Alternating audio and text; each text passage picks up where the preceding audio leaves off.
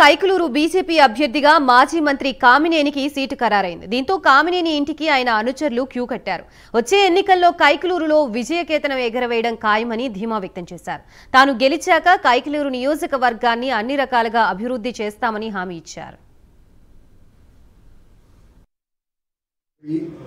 తెలుగుదేశం జనసేన పొత్తులో కైకలూరు నియోజకవర్గాన్ని బీజేపీకి ఇస్తాం.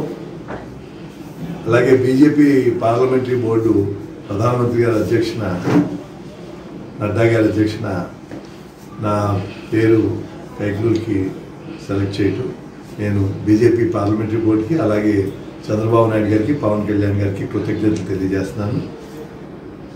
ఇవాళ మన పిల్లల భవిష్యత్తు అంధకారం అయిపోతుంది. రాష్ట్రం ఏమవుతుందో తెలియని పరిస్థితుల్లో అందరూ ప్రతి వాళ్ళు అన్ని విషయాలు మానేసి మన పిల్లలకి భవిష్యత్తు ఉండాలంటే ఏం చేయాలని మంచి నిర్ణయం తీసుకోవాలి. రాష్ట్రంలో అలాగే కైకలూరు నియోజకవర్గంలో ఏం జరుగుతుందో ప్రజలందరికీ తెలుసు. అది సరిచేయవలసిన బాధ్యత అందరి మీద ఉంది.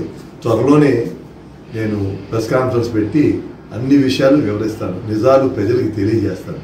ఎందుకంటే నా మీద చెప్తానికి ఏమీ లేక ఆయన అందుబాటులో ఉండంటున్నారు.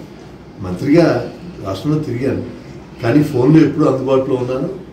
ఆ ఒక్క కారణంతో నేను అభివృద్ధిని, నియోజకవర్గ అభివృద్ధిని చేశాను. ఈ 5 ఏళ్ళు ఏం జరిగిందో మీకు తెలుసు. ఎక్కడ మత్స లేకుండా నిజాయితీగా చేశాను, అది మీకు తెలుసు. ఈ 5 ఏళ్ళు ఏం జరిగిందో. అలాగే మా కుటుంబం ఎవ్వరూ ఇక్కడ ఇన్వాల్వ్ అవ్వలేదు. ఎమ్మెల్యే ఇక్కడ అక్కడ ఏం జరుగుతుందో మీకు తెలుసు. ఇక్కడ కుటుంబం